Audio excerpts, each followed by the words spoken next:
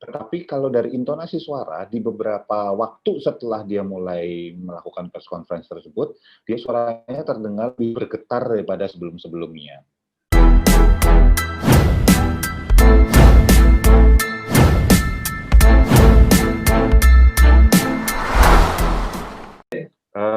Kita bahas dari MYD ketika dia meminta maaf seusai BAP di Polda Metro.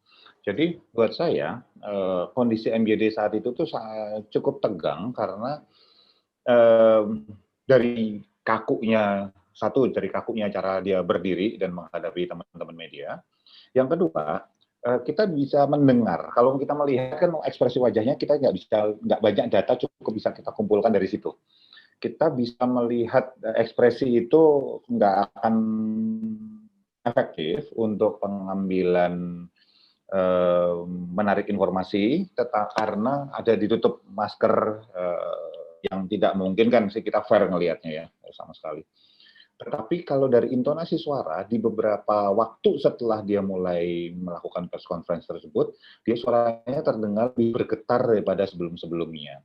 Dan ketika dia meminta maaf, permintaan maafnya ditujukan ya seluruh masyarakat, keluarga, dan pihak-pihak terkait. Tapi saya garis bawahi di sini, pihak-pihak terkait yang dia sebutkan itu tidak spesifik. Jadi buat saya, kalau kita kombinasikan dua ini, MYD itu terlihat dia emosi paling bisa kita detect dari nada suaranya, dari groginya dia, tegangnya dia ketika dia memberikan statement, itu ada emosi yang paling mungkin itu adalah emosi takut atau sedih, atau sedih ya. Jadi bisa jadi takut atau sedih, atau keduanya sekaligus. Kalau kita lihat, karena apa? Takut karena bisa jadi kalau dalam posisi dia, kan ini kita bicara manusia yang setiap saat, setiap waktu berhadapan dengan teman-teman di penegak hukum ya, gitu, pihak yang berwenang. Tentu saja siapapun juga agak gentar dalam posisi tersebut, apalagi ada kasus. Dan kemudian apalagi kemungkinan untuk jeratan hukum yang bisa terjadi pada MYD ke depannya. Itu cukup membuat dia untuk gentar lah, takut gitu. Yang kedua, sedih. Kenapa sedih? Emosi itu wajar untuk muncul. Sedih bahwa kemudian dia harus berhadapan dengan berbagai macam hal. Seperti ini kan repot ya, capek, lelah, dan lain sebagainya.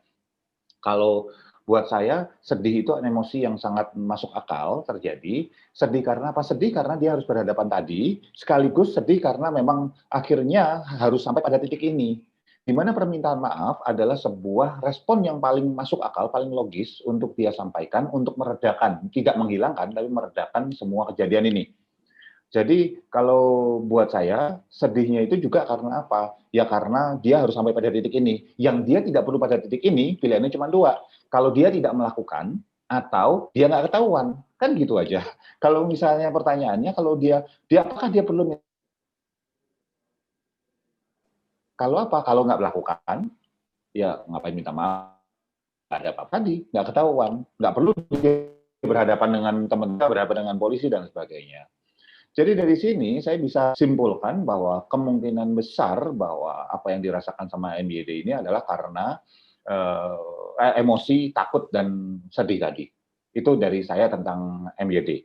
Apakah kemudian membuat efek jera? Kita nggak akan ada yang bisa tahu. Karena bisa jadi sekarang muncul, karena penyesalan tadi, dia muncul efek jerahnya sekarang, tapi kita bicara 1, 2, 5, 10 tahun ke depan, kita nggak tahu. Ya, itu dari MYD. Kalau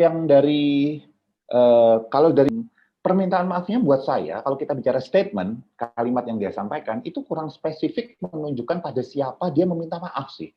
Masyarakat Indonesia, ya oke lah, kita bicara ada pelanggaran etika misalnya dari masyarakat. Keluarga iyalah, merasa mengecewakan misalnya boleh. Pihak-pihak terkait, siapa pihak terkait ini? Jadi buat saya, ini adalah sebuah skema permintaan maaf yang sudah diskenario dengan baik. Tolong jangan salah tangkap bahwa saya, kalaupun ini sudah dirancang bersama-sama dengan tim penasehat hukum, itu cuma berarti bahwa tim penasehat hukumnya kerja, nggak magabut, itulah kira-kira. Kalau nggak kerja ya berarti kan nggak didiskusi sama teman-teman penasihat hukum ya, gitu kan, malah artinya apa gunanya gitu. Tapi ini udah benar. Nah benernya tapi kan dia masih tadi karena landasannya takut tadi, takut ke depannya untuk masalah hukum yang lebih lanjut segala macam. Maka pihak-pihak terkaitnya nggak disebut. Nah sementara kalau pihak-pihak terkaitnya disebut, itu bisa menjadi sebuah rentetan baru lagi. Jadi wajar dia tadi yang saya bilang takut. Ya, jadi ini masih dalam ranah cari aman, nyesel tapi masih cari aman. Kondisinya gitu. Nah, sementara